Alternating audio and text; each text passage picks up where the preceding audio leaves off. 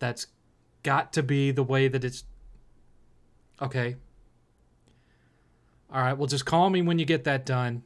I've got a message here from my son who's on the other side of the house for some reason, but he's tweeting me. I got to go check this out and see what's going on. Yeah? All right, I'll talk to you about it then. Okay? Fine.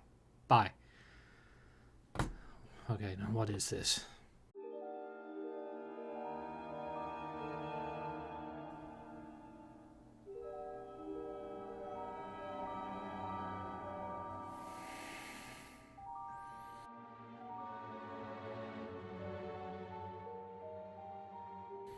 You son of a bitch.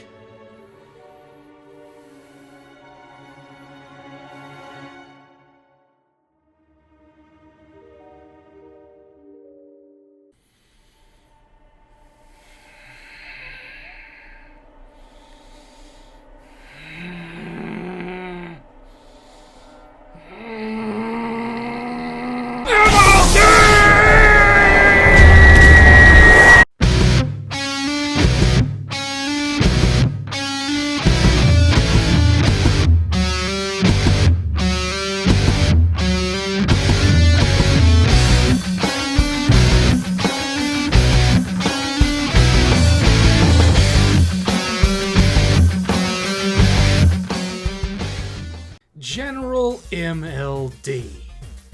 Well, you're back on YouTube, I see. I guess things just didn't work out for you in Reno, huh?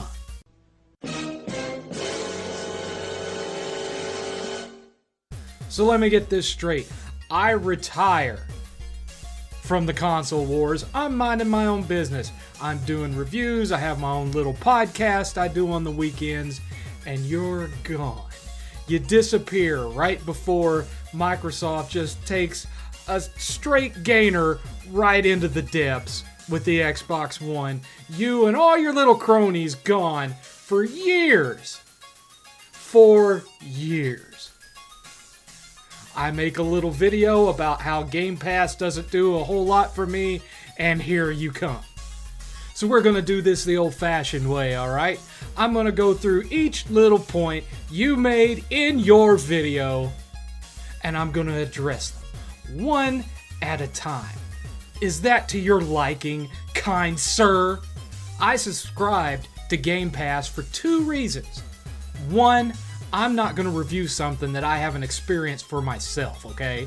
Who the hell do you take me for? The crap gamer? I regularly get asked to review shitty games, and my response is always the same. If you want to see me play a shitty game, donate it to me. I'm not spending my money on it right now. I buy exclusives for my collection. Rare games for my collection. Games I actually want to play all the way through for my collection. Do you know what Game Pass is for me? Game Pass is how I capture footage of games that I know are garbage so I don't actually have to own them. You say that I'm conflating Game Pass issues with Xbox issues, but for me, they're one and the same. My Game Pass problems are Xbox problems. How Game Pass is shepherding in the eventual end of traditional console gaming as we know it. Bringing in the eventuality of all streaming gaming through xCloud and through the advances of 5G and other things coming in. Everything that I mentioned is something that's intrinsically tied into its services and its operating system itself. It's all tied together. Moving on in the future, there's not even going to be Xbox. It's just going to be Game Pass. You mentioned all the DRM stuff from the Xbox One's failed launch that I brought up. And how, oh, this is the present. Nobody cares about that stuff anymore. Live in the now. Okay, so I should live in the now, right? Like the majority of Americans in this country who are still running off of internet service that runs at less than 100 megabytes per second, yeah? Who, because they get it from a cable company or whatnot, and even when the lines are buried, still have it go out when there's just the slightest hint of a storm outside, or when it snows, or when a squirrel farts in the direction of their house. Yeah, always online DRM. No possible problems there. You talked about how everyone just knows that backwards compatibility on the Xbox is not real backwards compatibility and that it's just emulation. It's not that it's a problem that it's emulated, okay? It's the way in which they're emulating it. Microsoft knows that there's no way in hell they're going to get licenses for every OG Xbox and Xbox 360 game out there.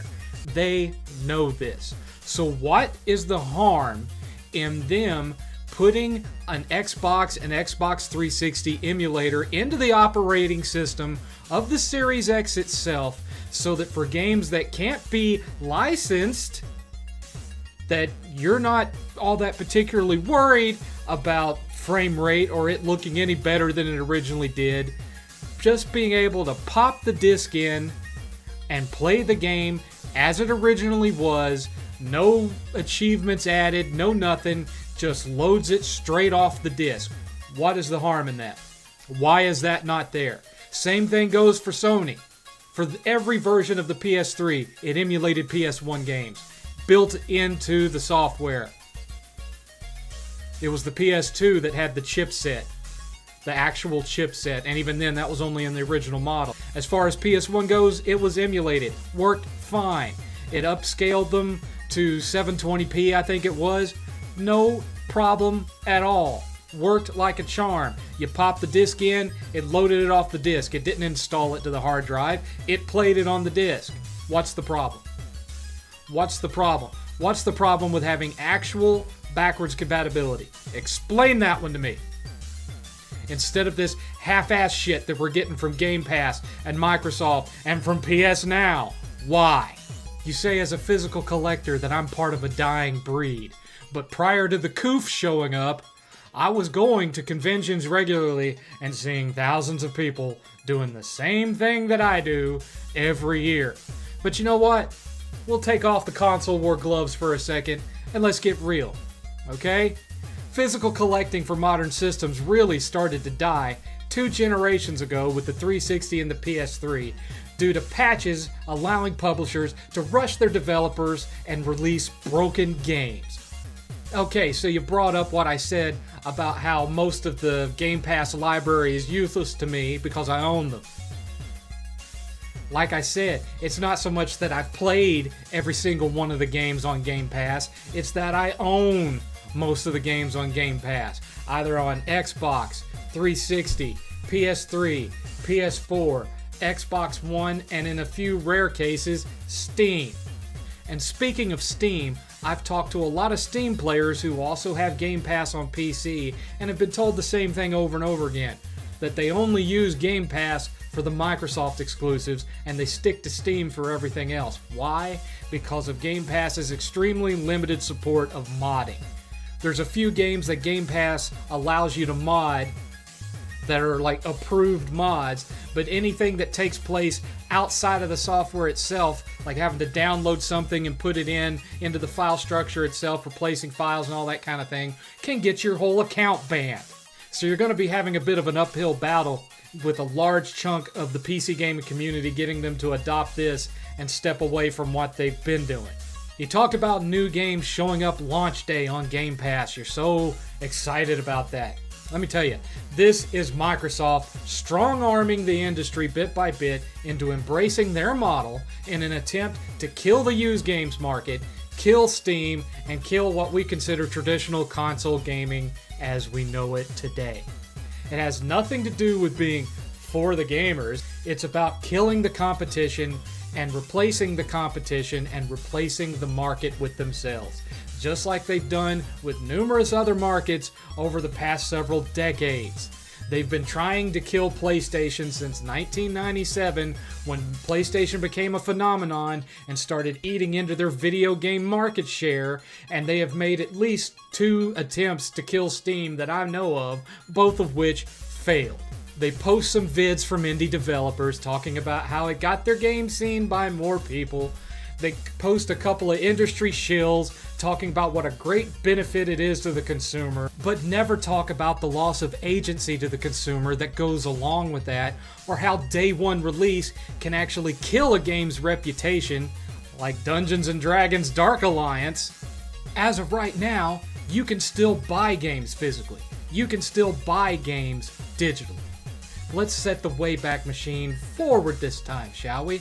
Allow me to give you a little hypothetical situation, okay?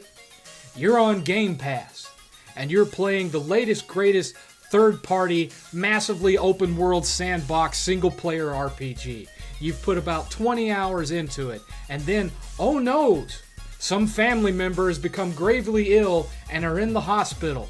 And you head on up there thinking, hey, I've got xCloud on my phone. I can just sojourn forth up to the hospital with no worries at all, because while they're in recuperation, I can just play my game on my xCloud through my phone. And then you get to the hospital, and guess what? Hospital internet sucks, and you're not able to get a good 5G connection in there to be able to play the game. So you're stuck just sitting there, staring at them at the hospital bed for days. You come back, finally home, when they're well. You're ready to get back into your game, the game that you put 20 hours into. You go to load it up. It's not there. It's not there. Where did it go? Oh no, the license expired, and now the game is over on Activision Plus or EA Plus or some brand new service. And sure, you can go and spend the $60 to buy a physical copy, or you can spend the $60 to download a digital copy off of Microsoft's store, even if used copies are selling for $40. But it's the principle of the thing. You don't want to do that. So you end up with two options. Either you're subscribing to the other service that license has moved over to, or you're sailing the high seas, my matey. Drink up me hearty Joe. And that's part of the whole thing. That's another thing they're wanting to get rid of. Piracy. Kind of hard to pirate a game if it's only available streaming in a few years, when 5G and xCloud really starts kicking it, and y'all complaining about how shoddy the PS3 streaming service is on PlayStation Now? Really? Why do you think they entered into that partnership with Microsoft on the whole xCloud Azure thing? Do you really think that in another few years you're still going to be downloading games off of Game Pass, when in the next generations you're probably not even going to have storage on the system? It's literally going to be a set-top streaming box. All they're waiting on is for the average internet speed in family homes to go up. He talked about the Game Pass price, how great the Game Pass price is. This is perceived value versus actual value, okay? Microsoft is basically Trojan horsing this thing, initially starting it out with a low entry cost to artificially boost the number of subs they have when pitching it to publishers, doing a bait and switch for an eventual price hike that's certain to come. And $70 per game? Talk about two-faced, son. This is what your people do. You speak against a given topic until Microsoft starts doing it, and then you're all for it. Last year when Ryan was talking about we believe in generations, your folks were screaming at the heavens about how Sony was anti-consumer for not making PS4 versions of PS5 games. And then it turned out that Sony was making PS4 ports for several PS5 games, and you changed your tune to PS5 barely has any real exclusives. When Microsoft started putting their exclusives on PC, you were all for it. Sony starts putting their exclusives on PC, and then you have a problem with it. Not even half a generation ago, y'all were paying $60 for launch day games, but now $70 is just anti-consumer and too much money. In 1991, I was in high school making $4.35 an hour, working for Far More Video, and I was paying $64.99 for damn near every Super NES game I bought, and $100 a piece for some Genesis games. Virtual Racing or Phantasy Star 4 ring a bell? And now with 30 years of inflation and the cost of developing these massive AAA games having increased exponentially, and $70 in today's money is too much for you? I mean, sure, there are some games that should certainly not cost as much as big AAA exclusives. I'm rich, biatch! But let's get real. For men of my age and yours, $70 is chump change for good games that you know you're going to want and will play all the way through and play repeatedly. Otherwise, in most cases, you'd wait a month or 3, and then it could be had at GameStop or GameFly used for $20 or less, which is why I say Game Pass, for me, is mostly only useful as a way to play shitty games I'll never want to play again. Never mind the fact that to this day, I have yet to pay $70 for a single PS5 game because I pre-order them on Prime, and then every single one, they've cut the price to $59.99 as part of my membership low price guarantee. $59.99, you know, the retail price y'all had no problem with just a year ago. But getting back to licensing, we all know how this is going to end up. Don't pretend like you don't know, because you do. I will remind you, here I go again, Black Bond, I predicted all of this 12 years ago, and you called me nuts. And now here it is. We're seeing it happen now. Everything that I said, it's happening now. And we all know, whether you want to admit it or not, exactly where this is going to end up. Let's talk about Netflix streaming for a minute, shall we? When that shit first came out, everyone was completely enamored with it. Sure, the library wasn't that great when it first got started, but it got bigger and bigger and bigger, and now it's in homes all across America. And everyone's just completely satisfied with it, right? Wrong! Licenses to these films expire, except for, of course, their exclusive content, and so things appear and disappear from Netflix left and right every week. And then what do you have to do? You have to go and find another service that has it. That's right, other streaming services. Companies that used to rely on Netflix to get their streaming income, they said, hey, we could get a bigger chunk of this pie by just getting rid of the middleman and doing it ourselves. So now you've got Disney Plus. Can't watch all that Disney content on Netflix no more. You got Amazon Prime. You've got HBO Max. You've got Paramount Plus. You've got Peacock. You've got Hulu. Do I need to go on? Do you really think that all of these big game publishers are going to continue to take whatever amount that Microsoft is giving them to make their games available on Game Pass in perpetuity and just rely on their income coming from a middleman when they can go and get their own service up and running and compete directly? So instead of being able to go to Game Pass, if you want to have the option of playing everything, you're going to have Game Pass. Whatever Sony comes up with, whatever Nintendo comes up with, Capcom now, Activision Plus, and on and on and on. You think EA Access is going to stay a part of Game Pass forever? Think again. Think again. So then what's going to happen with Microsoft? They've got all these people that they've signed up for $1 a month, $2 a month, $10 a month. They're spending more than they're earning. And then all of these big publishers go out and start their own service. What happened with Netflix? What happened with it?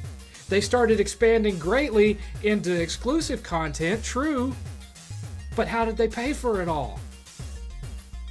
They increased the price, and a lot of the stuff that they're putting out isn't really all that great, and they're still at a loss. They still are in the hole because they're having to create so much content to keep people subscribed that they're paying more to make than they are making back.